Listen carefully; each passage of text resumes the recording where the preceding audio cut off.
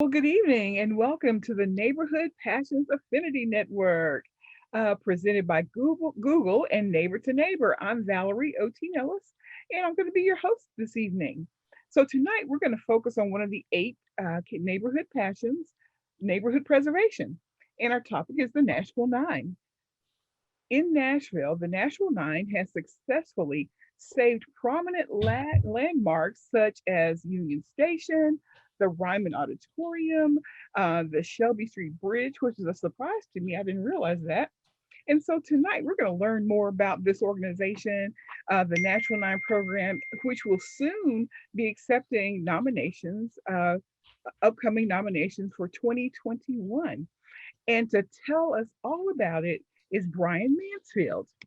Brian is a native Nashvilleian, go native Nashvilleians, and a nationally recognized music journalist, a historian who has edited and authored multiple books, including Rutledge Hill Press, The Fire, The Ring of Fire, of course, a tribute to Johnny Cash, and Remembering Patsy Cline.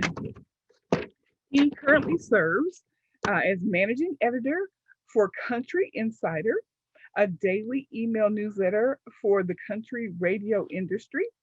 And additionally, he operates the Nashville Musical Historical Tour Facebook page, retelling the stories of Nashville music through the locations in which these events actually took place.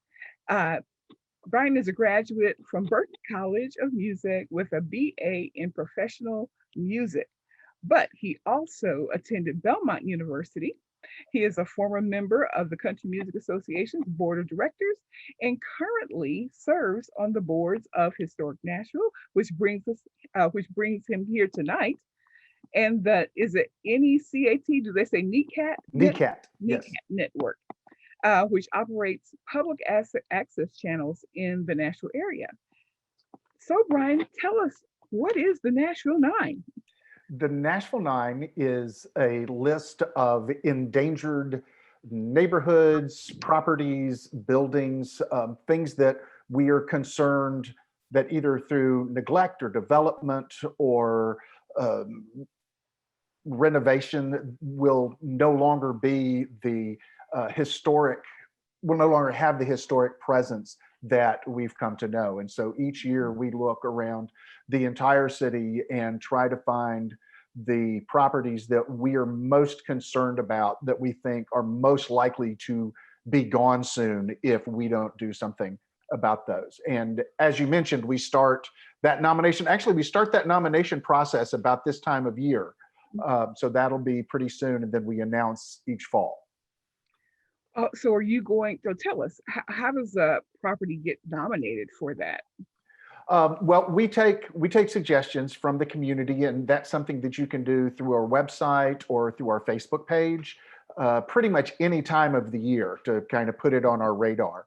But in the last part of the summer and early fall, we're specifically encouraging people, and we're reaching out, trying to get the message out that we're looking for them. You can do that, like I said, you can do that through our Facebook page. You can do that through our website.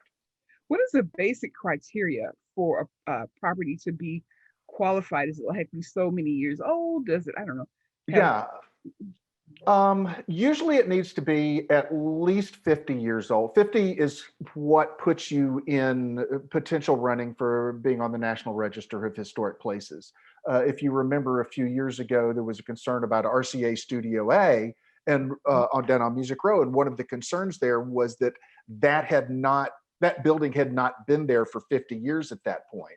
So there was no way to bring in that federal side that brings a little extra protection, because I think at the time it was 47 years. So 50 years and older is kind of what we're looking for. You know, if you are from Nashville, you know that Nashville has a very long history of liking to tear stuff down at about 60. And so a lot of the stuff that we're looking for is in that range, but as you'll see tonight, there are some things that go back into the 19th century. Okay. So you have some examples for us tonight? I do. Okay. And I will hit share. And also, I was telling Jim and Valerie that this is my first PowerPoint presentation on Zoom. So I hope it goes smoothly. Mm. Okay. So, are you seeing this? Are Yes, you we can see okay? it. Okay, good. It looks a little different than it did when I was. Is it your full screen now?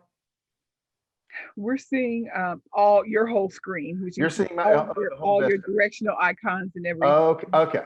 Yeah. If you go up the slideshow, That's what I'm. There we go. See, I knew there was going to be. I was going to hit a glitch. All right. So we announced these properties. I believe it was in November of last year. It was kind of for everybody a weird year, so it was a little bit later than we normally do.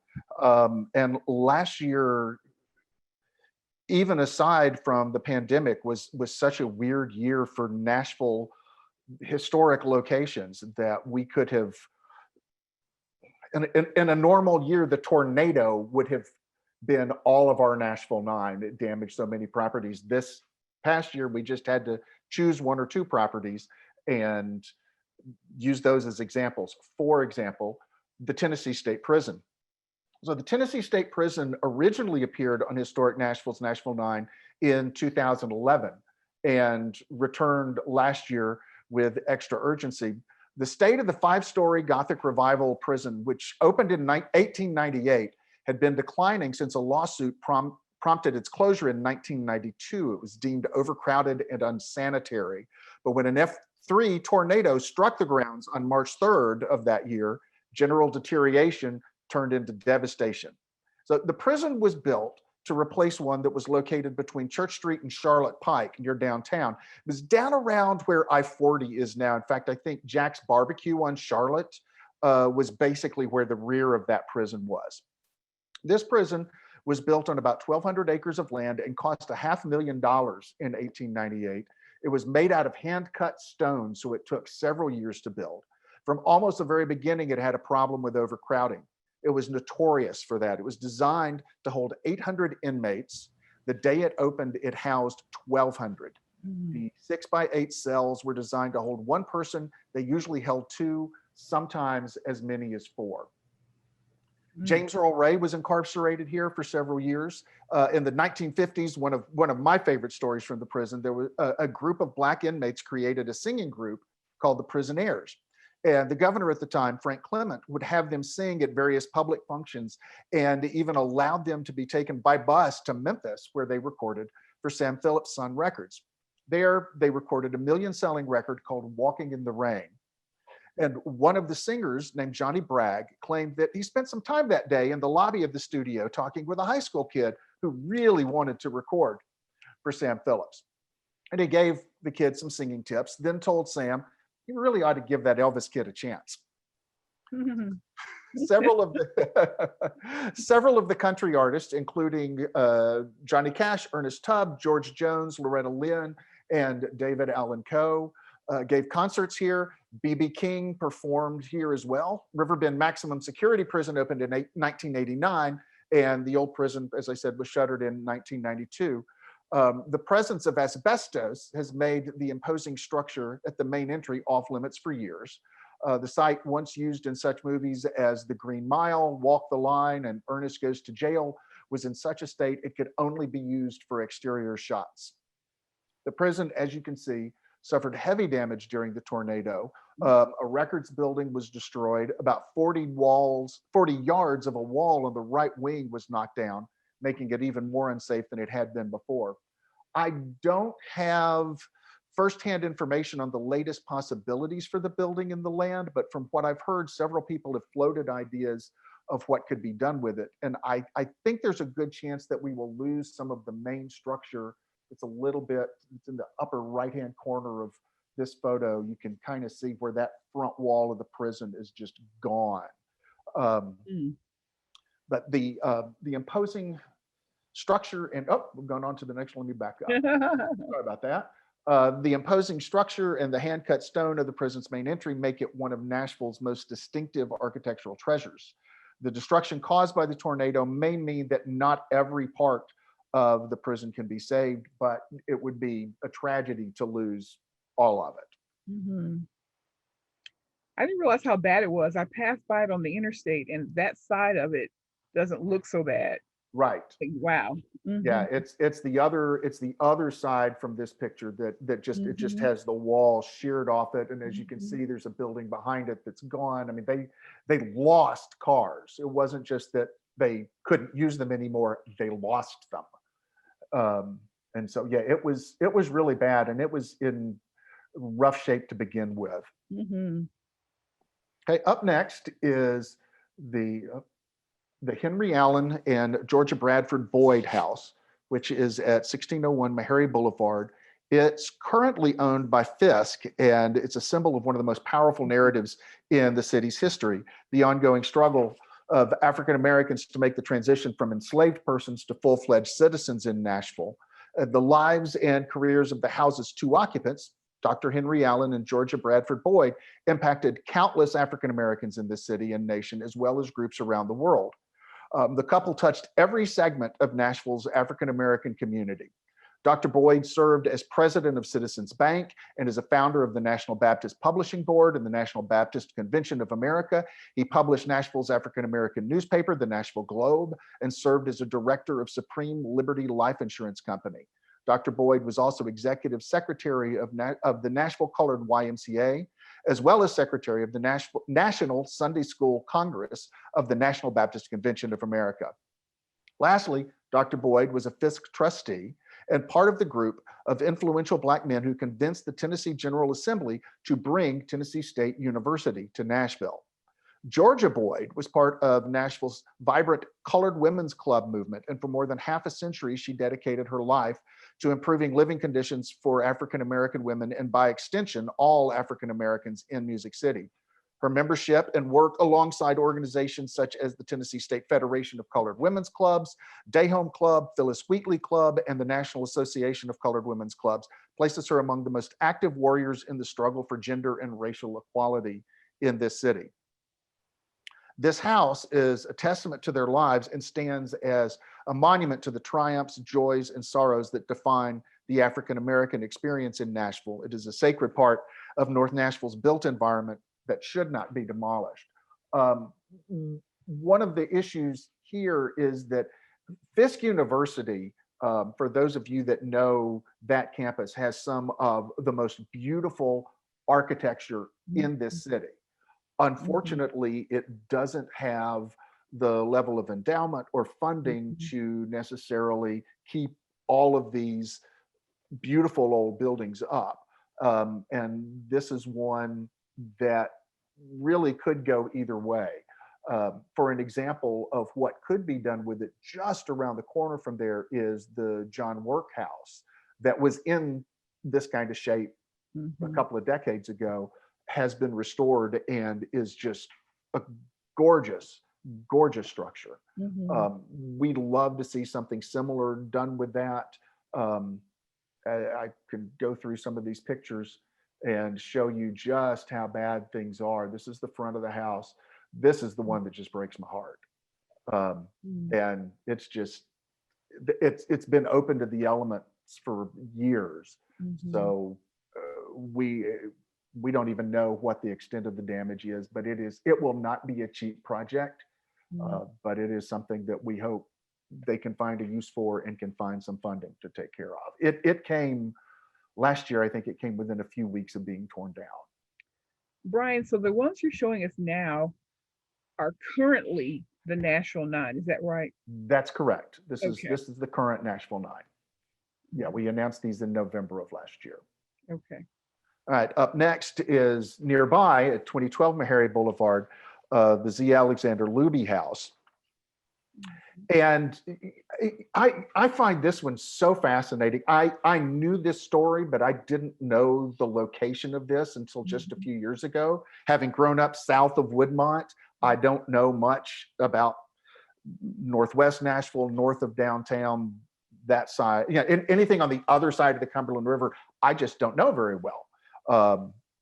And this isn't even that, but we don't normally think of the civil rights movement as having an architecture, but this house, which belonged to Nashville City Council member Z. Alexander Looby, is one of the most important examples in Nashville of a building adapted to its historical moment, because it was fortified and rebuilt in the way that it is in order to protect a civil rights icon.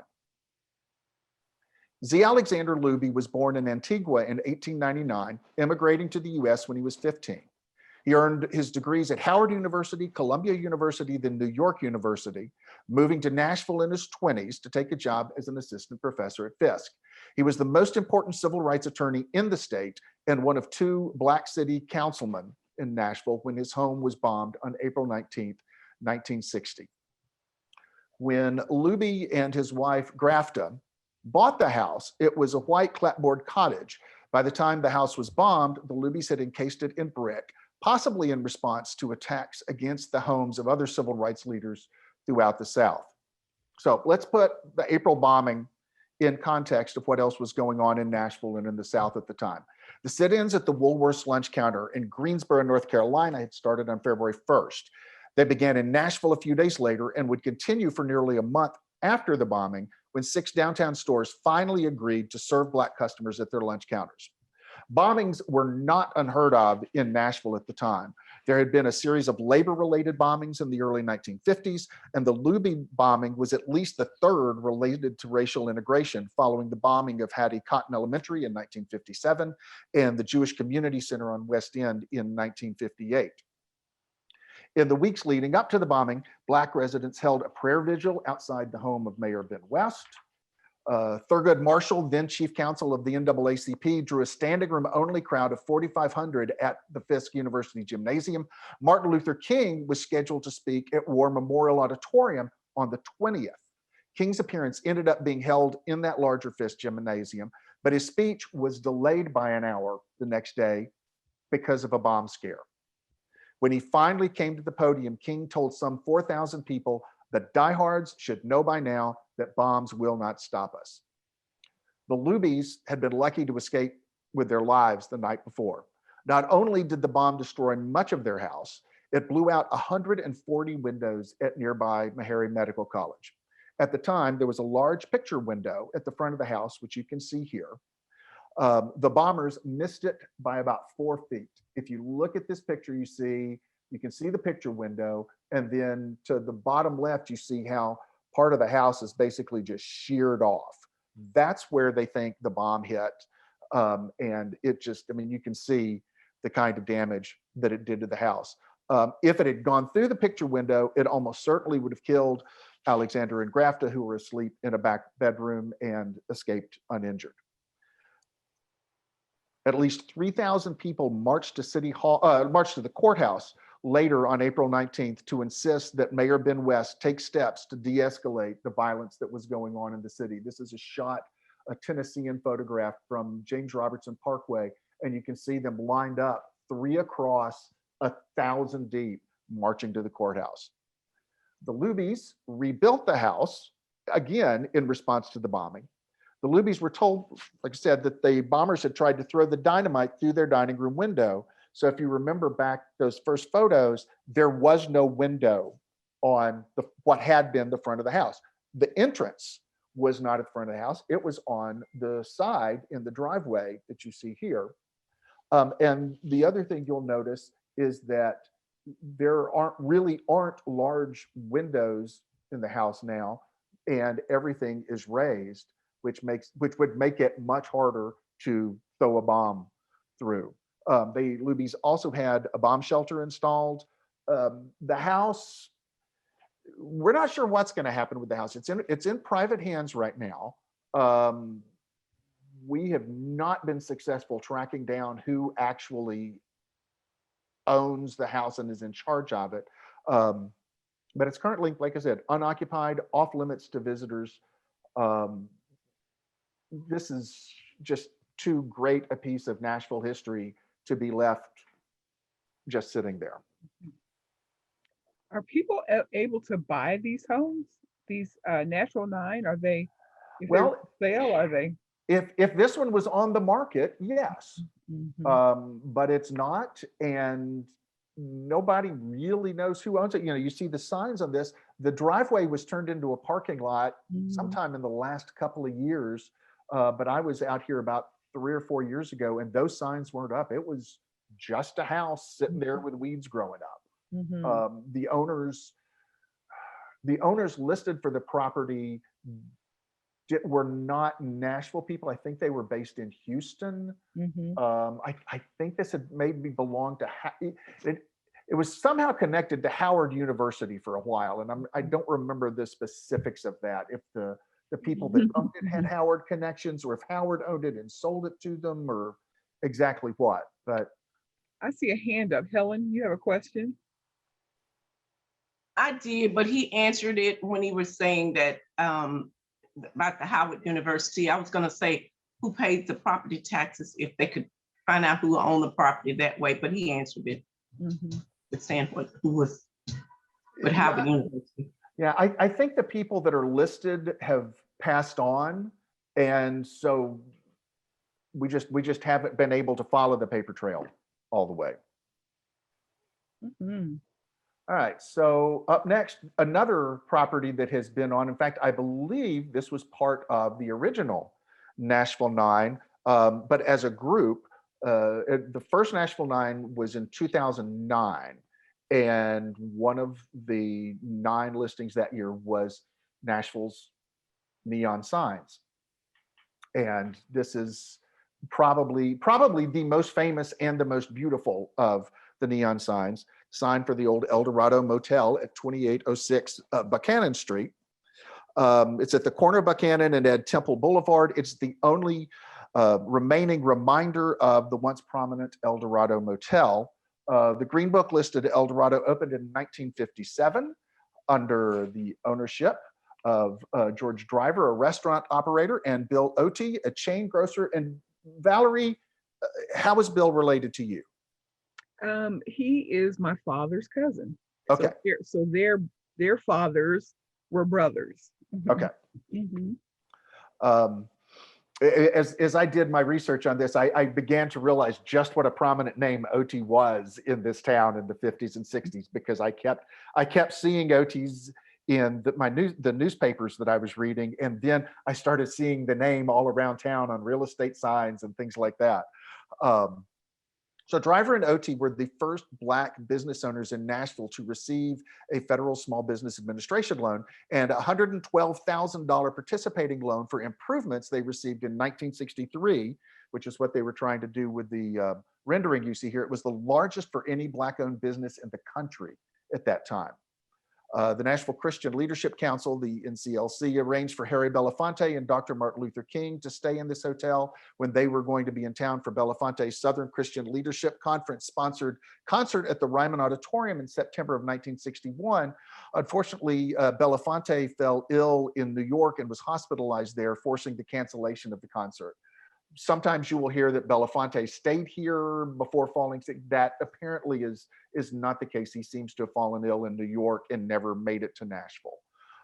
Ted Rhodes, considered the first Black professional golfer, lived at the hotel late in his life, and this property is right next to the Ted Rhodes golf course. The motel was razed in 2012, leaving only the sign. While the sign is not in imminent danger of disappearing, its historical significance warrants restoration and regular maintenance to make the most of its visual appeal. We've been talking with property owners, the city, and sign restorers about what it would take to properly preserve this sign. From what I understand, it would cost about $25,000 to get it working and looking new again, though that would not include maintenance and electricity.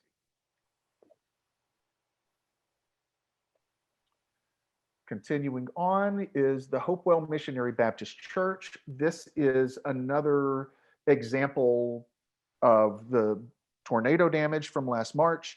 The tornadoes that came through town damaged more than 100 buildings, including several houses of worship. More than a year later, between the severity of the destruction and the suspension of in-person services, some of these congregations have yet to rebuild. Between the damage in North Nashville, East Nashville, and Donaldson from the tornado, and then I believe it's pronounced Derecho, we had multiple options to choose from. In part, we chose Hopewell Missionary Baptist Church because it represented both the damage that North Nashville sustained, as well as the many churches that were damaged. The home of Hopewell Missionary Baptist Church, which has sat on the corner of 10th Avenue and Monroe Street since its dedication in 1906, was one of the hardest hit, and for the second time. The red brick church, trimmed with stone, lost its bell tower during a tornado that followed a similar path in May 1999.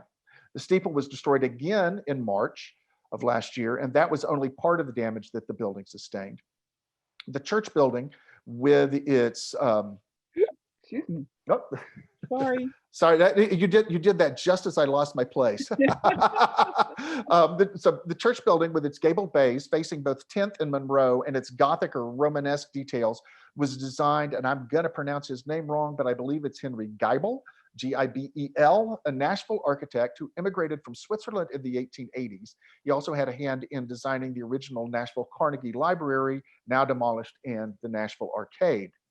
During its 100+ years, the church building has been associated with Nashville's German and Black communities. It was dedicated in 1906 as the Third Baptist Church. Third Baptist moved out in 1959 and sold the building to Hopewell, which had split off from Mount Zion Baptist Church in 1914. The building was added to the National Register of Historic Places in 1979. The members of Hopewell have been unable to worship here since March of 2020, and fallout from the pandemic slowed their restoration plans. I believe they're now meeting in a building in the McFerrin Park neighborhood north of Spring Street. We haven't gotten an update from them in a few months about their plans. There were some issues with insurance. It is a small congregation that would not by itself have the money to just rebuild it the way that they were able to do 20 or so years ago. You know, this is one, if it had been a normal year and a normal tornado that just knocked down a couple of buildings, the city would have come together to rebuild this. But the damage was so widespread, and then everybody went home a week later, that this is just kind of sat there. And, you know, as you can see, that's a beautiful building that it's just it would be a shame to lose that building. I have a question. Yes. Does this Hopewell Baptist Church have its origins in, as I remember as a small child, the all-Black community of Hopewell and Donaldson, or not? I don't know. I really, the only thing that I know about them before they get to North Nashville is they had been part of Mount Zion. I'm not sure where they went from there. I couldn't tell you where they worshiped from 1914 to 1959, unfortunately. That's a great question. All right, thank you. Now, was Mount Zion that you're referring to the same one that's still on Jefferson Street, or a different Mount Zion? It would be the same Mount Zion, though I think they have several campuses. Jefferson is their main campus, right? I think it still is. Yeah. So yes, it is that Mount Zion, wherever it was in 1914. Okay, thank you. Oh, I am getting the spinning wheel, and I am not sure why, and I'm not sure what that means for me. And it is not letting me move. I'm going to see, yeah, my PowerPoint is frozen. So I'm going to force quit the PowerPoint, and I'm hoping this doesn't disconnect me entirely. And then I will relaunch it. Hello again. Hello. So give me just a second to find it, and we will see if I can get this back up.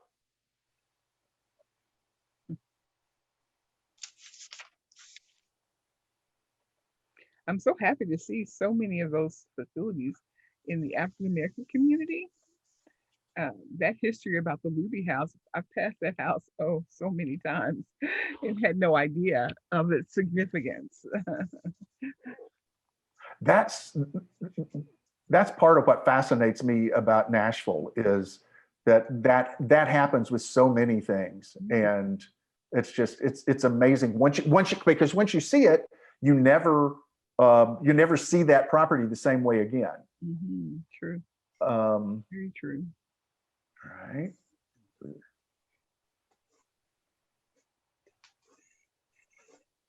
Okay, almost back. I'm really going to hope that I've got it launched. And share. And slideshow. Oh no. All right, we're going to go back through these and wind up at Chaffin's Barn. Right. So I love finding ways that the threads of Nashville history tie together all the things that connect the people and the stories of the city. And the farther back you go, the smaller the town is, and that sort of thing is easier to do. So, for example, the name of one of the streets that I grew up on was Asbury Court, just off Temple Road near the Davidson-Williamson County line. And when I lived out there in the 1960s, there were 3 landmarks that I remember. The Loveless Cafe, the Pasco Church of Christ, and Chaffin's Barn Dinner Theater. The barn was started by a guy named John Chaffin, but his given name was Asbury. And before he went into local theater, he was in the construction business. So the street that my dad built 2 houses on almost certainly was named for the guy who started the Barn Dinner Theater about 1.5 miles away. Mm-hmm. And I had no idea until I started doing the research for this project and for this presentation that would have been the case. Mm-hmm. The barn was one of the coronavirus pandemic victims. It's one of those places. A lot of stages have closed and are not coming back. Chaffin's Barn, which was Nashville's first professional theater, is one of them. When John, I'm sorry. I said, that's sad. It's sad. When John and Edna Lou Chaffin launched the Barn Dinner Theater in March of 1967, this area was so rural, its location was given as 6.7 miles west of the fork of Highways 170. Didn't even have an address. The distinctive red barn is one of the long-standing landmarks of the Pasco community in the southwest corner of Davidson County. Originally, the barn was part of a Virginia-based theater franchise that grew to 27 locations spanning from North Carolina all the way to New Mexico. Theater goers dined buffet style, seated on all 4 sides of a stage that descended from the ceiling. In Nashville, the opening night gala was attended by Chad Atkins, former Tennessee Governor Frank Clement, future Mayor Richard Fulton. And while the barn initially brought in touring productions cast by the parent company, the Chaffins began producing the shows locally with area talent when the founding company folded in the early 1970s. The barn staged hundreds of productions in its 53 years of existence. The 2 3/4 acres on which the Barn Dinner Theater sits sold in February to an LLC called Act On. It has to be one of the few properties in this city that hasn't skyrocketed in value during the past 5 years because the LLC paid $1.95 million for it, which is $140,000 less than the previous owners paid in 2016. Part of that's because they were buying the land and not the business, but still. To the best of our knowledge, the new owners have not announced their plans for the property. We're hoping that calling the LLC Act On might be a sign that they have some interest in the legacy of the property. Mm-hmm. But being Nashville, we're not optimistic about that. There is, by the way, one remaining barn still in use as a dinner theater, and that's in Greensboro, North Carolina. It is currently staging a production of Dolly Parton's 9 to 5. Up next, we go to Midtown now and the Barbizon Apartments. Mm-hmm. The Barbizon building with the modernist design was built in the early 1960s. I believe it opened in 1962. The structure's stone front and masonry give the 45-unit Barbizon a distinctive mid-century presence in Midtown. It opened on the site of a former rooming house that had been gutted by a 1958 fire that killed 2 men. The building's website says the Barbizon offers stylish studio and 1-bedroom options from which to choose. You're looking at 388 square feet for a studio, starting at about $950 a month, or 499 square feet for a 1-bedroom, starting at $1,120. That's almost exactly 10 times what they rented for when they opened in 1962. Tom T. Hall lived at the Barbizon during his early days in Nashville. So did Wilma Burgess, a country singer who recorded for Decca Records in the 60s and went on to buy the house that Patsy Cline lived in when she died, as well as some buildings in the Douglas Corner area, including what is now known as Zanies, where she operated nightclubs. Vanderbilt University acquired the property in 2000 and has continued buying land all around the Midtown area in the ensuing 20 years. Preliminary plans released in 2019, I believe, indicate the Barbizon could be demolished as part of a phase 2 of its graduate and professional student housing village. Vanderbilt has already torn down nearby properties it has purchased in the past few years, including the entire adjacent block facing Broadway between 20th Avenue South and Lyle Avenue. We would really like to find a way to convince Vanderbilt to choose a path to develop that stretch of Broadway that preserves its character instead of raising it. And then up next, we go back about 30 years from this. There's another shot of the Barbizon. Go back about 30 years before the Barbizon to the Firestone Building. This is where West End and Elliston Place split. There was a drugstore for many years in the bigger part of the building in back. There's been a Smoothie King in the front. The buff-colored brick buildings have stood in that triangular lot for 90 years. It was designed by prominent local architects, Marr and Holman, who also designed the Nashville Post Office that is now the Frisch Center for Visual Arts. It was initially Firestone Service Stores, the first one-stop retail store in Nashville for the Firestone Tire and Rubber Company. When it opened, the Firestone store was expected to be the South's largest tire sales building and service stations, capable of serving 25 cars at once. The paved area, if you know this building, the paved area between where the drugstore was and the Smoothie King was the bay, and that was where the service station area was and had 8 gas pumps. For the past 35 years, the main building housed a series of drugstores, most recently a Rite Aid. Firestone operated here until 1983, with Eckerd moving into the space in 1985. In 1986, the Metro Historical Commission awarded the property with a Preservation Award, calling the building an example of Art Deco architectural style, rare in Nashville as well as the nation, because the style was becoming popular just as the effects of the Depression were being felt. A few other buildings like this remain in other cities, including ones in Gainesville and Orlando, Florida. Walgreens owned the property when the Rite Aid closed.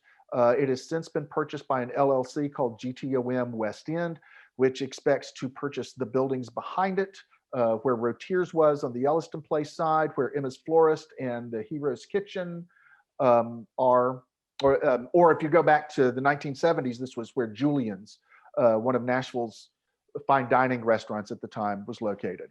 Mm-hmm. So they will basically have from the West End to Elliston split to the Homewood Suites. And all of this land was originally part of the Elliston Home Place, which was established in the early 19th century by Joseph Elliston, the city's 4th mayor. Some history on the other buildings, even though they were not part of the Nashville Nine. Rotier's, which John and Evelyn Rotier started after World War II when they took over Al's Tavern, was originally a carriage house for the Elliston Mansion. And that stone facade that's so familiar to those of us in town that love hamburgers, that wasn't original to the building. It was a covering they put on. When Jimmy Buffett first moved to town in the early 70s, it was one of his go-to places. It is not the inspiration for his song Cheeseburger in Paradise, but it is the Nashville version of it. As for Emma's, it was a house it was a residence at the turn of the 20th century, but it was commercial by the mid 1920s. A. Herbert Rogers, an interior decorations company, decorated the original WLAC studios downtown in 1926. I believe the Rogers family lived here at the time and sometimes rented rooms as well, because you can see a lot of classified ads for this address over the years. Emma's Florist, which originally was opened at 6th and Union, moved to this location in 1946. So Emma's has been there for 75 years. Wow. Yeah, little history on Emma. Had no idea who Emma was, but she was Emma Schneider. And she and her mother, Kate, opened the flower shop. Emma died a year after opening the location on West End in 1947. By the way, if you've heard the Emma's radio ads for the superlative florist, right, those were voiced by a guy named Ed Stratton, who was born in East Nashville in 1912. The superlative florist commercials might be one of the last modern examples of an old Nashville accent. That's the way people used to sound in this town. Side note, just because I love connecting stuff, Emma's two sisters married brothers, August and George Gerst, the sons of the man who founded Gerst Brewery, or if you don't remember the brewery, you may remember the Gerst House restaurant. August and George eventually became president and vice president of the father's company. So because the historic aspects of all of these buildings have been chopped up, covered over, repurposed, and often neglected for the past century, there's not a whole lot that can be done to save and restore them. The Firestone Building and Emma's buildings are the ones where the facades look the most like they did originally, but people have looked at the Firestone for inclusion on the National Register of Historic Places before, and it does not qualify. Gresham Smith Architects a few days ago showed Historic Nashville their plans for the property. It consists of raising all of these buildings that you've seen here and erecting a 27-story glass building. The first two levels will be retail and the top 5 will be residential. And basically when that happens, that's gonna be the largest building farthest away from downtown. And so it's gonna open up for that entire corridor to become that big. So I think once that happens, we're probably gonna see every building that is not a church and is more than 20 years old just get leveled for huge. It's going to take downtown all the way to the corner of West End and Elliston Place. All right. So thank you so much, Brian. Did I miss any? I didn't count. We have one more, and I have we are okay. I'll run through this one really quick, so we can have some questions. But this is one of my favorites. And it is the Williams and Edmondson Headstones, which are kind of all over Davidson County. William Edmondson is probably Nashville's most famous visual artist. He was the first African-American artist to have a solo show at the Museum of Modern Art back in 1937, which was 2 years before Pablo Picasso. He is most famous locally for these very distinctive headstones, which are in cemeteries for the Black communities all over Middle Tennessee, not just in Davidson County. When his sculptures go up for auction, it is not uncommon for them to go into 6 figures. But this was what he was best known for at the time. He lived on the 1400 block of 14th Avenue South in Edgehill, and that land is currently undeveloped. It's part of a big property preservation battle that goes on. This is the property that people ask us most often to put on the Nashville Nine, but because there are really no historic structures here, it doesn't really fit our mission. So being able to talk about the headstones like this was a way to bring attention to him, because he's really kind of having a moment right now. The New York Times did a piece. In fact, this is a photo from the article on these headstones. I mean, these are like literally priceless treasures sitting out in the middle of fields in this city. Cheekwood, this is one of the tops of a gravestone. You saw something like that in the first one. Most of these are gone. They've been stolen. This one, I believe, is at Cheekwood. It was one that was given to Cheekwood by the family. And Cheekwood is going to have an exhibit. It's going to be the first major museum exhibit for Edmondson's work in about 20 years. And so I don't know exactly what you can do to keep really soft stone from further deteriorating, but we would love to see better care taken of those stones. It's something that requires the family and probably the family and the state and the owners of the cemeteries to come together to work on. And so those are our 9. Fantastic. All of them very interesting. So questions? Anyone have questions? I had a question. Yes. I don't know if this has been covered or not, but is Hume Fogg on the list of a part of the Nashville Nine? Because I'm not sure if you're aware, but it was built, if my memory serves me right, I think it was 1855, and it was built by the slaves. Right. And is go that ahead. on the historic listing at all? Do you know? It is. I am almost. Both of my daughters went there. I am almost positive it is on the National Register of Historic Places. Okay. It is. It would. We would not put that on the Nashville Nine because we don't see it as being endangered. That's one of. I see. Okay. That's one of the treasures that's safe. I we could got breathe. you. We could Okay. breathe easy with that one. Okay. All Brian, right, so it's only those that are endangered that you're looking at. Right. Okay. So Okay. why 9? What's It with sounds that good. number?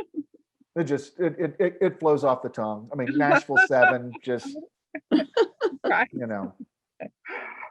Very nice. yeah. One year we did a Nashville 1 when the Fort Negley battle was going on, and there was a developer trying to do that. We just made it a Nashville 1 that year because we considered it so important that that place Right. gets saved. Excellent. Will you stop sharing so we can see each Oh, absolutely. I'm sorry. Thank you. Where did the name Barbizon originate? What language is that derived from? I have no idea. I looked into that, and I have no earthly idea. Mhm. I never could find a good explanation for why they called it that. You probably have to get into the original blueprints and stuff to figure that out. Carolyn, you have your hand up. You gotta take stuff on mute. Yes, I wanted to say I still have the Chaffin pin with the phone number. And I said I better encase it if they're gonna shut it down, because right. the collectible now, Yeah. because I went there to see Annie. So what do you guys think? I should put it in a case because I'm using it. Are they gonna try to come back or what? No, they couldn't. They just couldn't make a run of it. It was too much of a shoestring operation anyway, because theaters, they don't run on a big margin, especially when you're on that kind of land. And they were like, there's no way that we're going to be able to come back. I think they would still be around if it hadn't been for the pandemic. Yeah. Right. It's a very nice place. I really enjoyed it. Yeah. So I better encase this I would. to show my kids. Yeah. I love collecting stuff from restaurants and things that aren't here anymore. Right. I have like Ireland's matchbooks and Oh yeah. Oh, okay. I loved Ireland's. Yeah, I went there all the time. they've got like a sailmaker drink stir. Oh wow. Okay. Oh, okay. So what do you encase it in, a plastic case, or how do you have it? Yeah. The matchbooks are all in a jar. I'm not as good at preserving things as I am at accumulating them. So. Oh, okay. Okay. Ed, you have a question? Just three trains of thought. The first is, having grown up in West Nashville, we went to the Barn Theater when I was growing up. I grew up at the foot of 9 Mile Hill, that big hill going out to Bellevue. And remember that it was a unique thing that your servers would be the people who would be in the play later on. Right. And that was a really unique and interesting thing. I went to BGA down in Franklin, and when I went back to teach at BGA, I taught one of the Chaffin boys.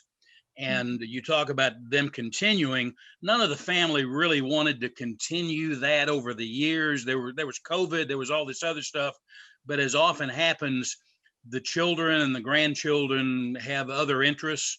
Mm-hmm. And I think there was something of a legacy issue as well, because that came up when I was teaching Bobby Chaffin Algebra 1. The second thing is, you mentioned Jack's Barbecue. I did not develop, because you have to have money to develop, but I worked for the people that developed the what's now the store place storage next to Jack's Barbecue. Right. And that little alley there is known as, it's on the books as Prison Alley, because that's where the prison was. You're absolutely right. Okay. And the third thing is, Brian, did you do a presentation in District 9 a number of months ago about the island out there in the middle of the river around the bridge that crosses into Old Hickory? And so was that you? No. Was that a World War II thing? Was that related to that? No. Oh. I had some questions on that island that have come up, and I wasn't sure if it was you or not. I thought I would don't just know that ask while you island. were I here. may know the person that did that, but I'm not that rings a bell. I think the person that did that may be a friend of mine, but I'm not 100% sure on that. Okay, how can I contact you to ask you to follow up on that? Facebook is probably the easiest way to do that. I'm pretty easy to find on Facebook. I'm not on Facebook. Is there an email address? Yes, my email address is just mansfield@comcast.net.